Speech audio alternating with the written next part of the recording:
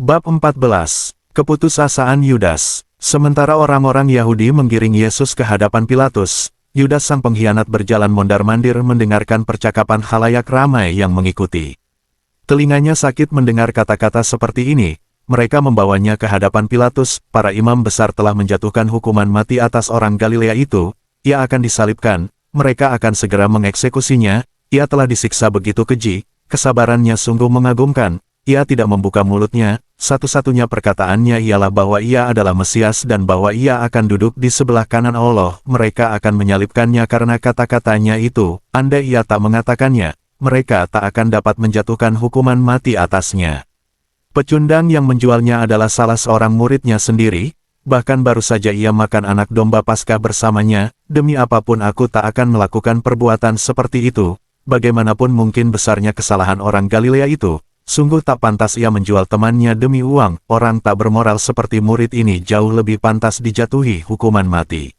Maka, kesedihan, keputusasaan dan sesal meliputi benak Yudas. Namun, semuanya terlambat sudah. Segera setan mendorongnya untuk melarikan diri. Yudas pun berlari seolah 1000 musuh menghendaki nyawanya. Sementara ia berlari, kantong yang tergantung di pinggang memukul-mukul kakinya serta memacunya bagaikan suatu cemeti dari neraka.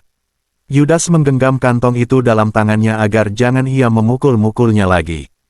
Ia berlari sekencang mungkin, tetapi kemanakah ia hendak pergi?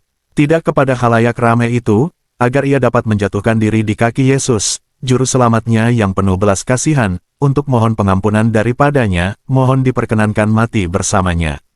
Tak hendak pula ia mengakui segala kesalahannya dengan tobat sempurna di hadapan Allah, melainkan berusaha melepaskan tanggung jawab atas kejahatannya, atas ganjaran pengkhianatannya di hadapan dunia.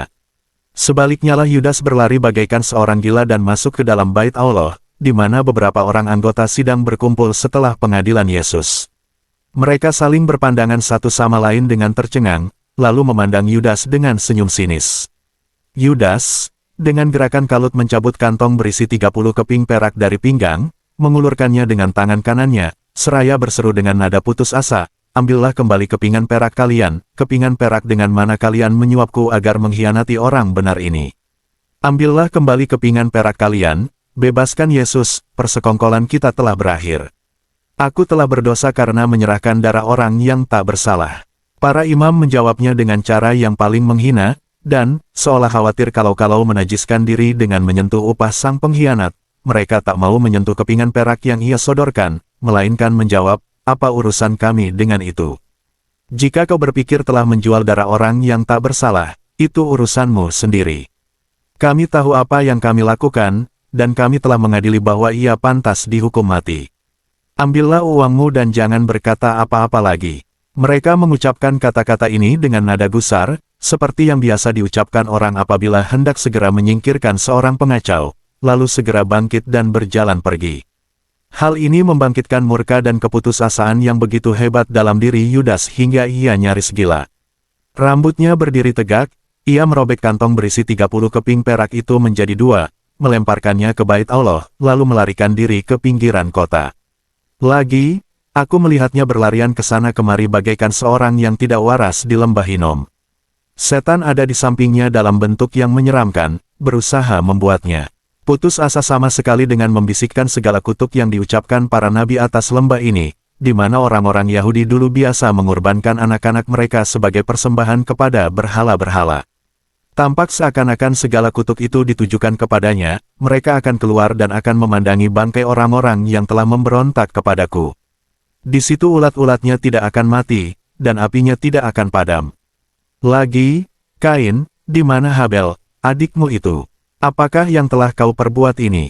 Darah adikmu itu berteriak kepadaku dari tanah. Maka sekarang, terkutuklah engkau, terbuang jauh dari tanah, engkau menjadi seorang pelarian dan pengembara di bumi. Ketika Yudas tiba di sungai Kidron dan melayangkan pandangannya ke Bukit Zaitun, ia gemetar, lalu berbalik pergi. Kata-kata ini terngiang-ngiang di telinganya, "Sahabat, dari manakah engkau? Hai Yudas, engkau menyerahkan anak manusia dengan ciuman." Kengerian menguasai jiwanya, pikirannya semakin kacau, dan iblis berbisik lagi, disinilah Daud melintasi Kidron ketika ia melarikan diri dari Absalom. Absalom mengakhiri nyawanya dengan menggantung diri. Kaulah yang dimaksudkan Daud ketika ia berkata, petik terbalik mereka membalas kejahatan kepadaku ganti kebaikan dan kebencian ganti kasihku. Biarlah seorang pendakwa berdiri di sebelah kanannya, apabila dihakimi, biarlah ia keluar sebagai orang bersalah. Biarlah umurnya berkurang, biarlah jabatannya diambil orang lain. Biarlah kesalahan nenek moyangnya diingat-ingat di hadapan Tuhan, dan janganlah dihapuskan dosa ibunya. Oleh karena ia tidak ingat menunjukkan kasih, tetapi mengejar orang sengsara dan miskin dan orang yang hancur hati sampai mereka mati. Ia cinta kepada kutuk, biarlah itu datang kepadanya. Ia memakai kutuk sebagai bajunya, biarlah itu merembes seperti air ke dalam dirinya, dan seperti minyak ke dalam tulang-tulangnya. Biarlah itu baginya seperti pakaian yang dikenakannya, sebagai ikat pinggang yang senantiasa dipakainya. Dihantui oleh pikiran-pikiran ngeri ini, Yudas berlari dan berlari hingga tiba di kaki bukit. Tempat itu suram dan terpencil, penuh dengan sampah dan bangkai-bangkai busuk.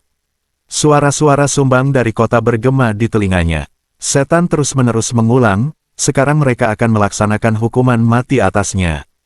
Engkau telah menjualnya, tidak tahukah engkau akan pepatah, petik terbalik ia yang menjual nyawa saudaranya dan menerima upahnya, biarlah ia mati. Akhirilah deritamu, derita yang ngeri.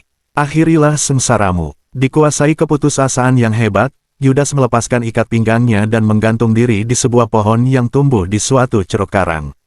Setelah ia tewas, tubuhnya hancur berkeping-keping dan isi perutnya berceceran di atas tanah.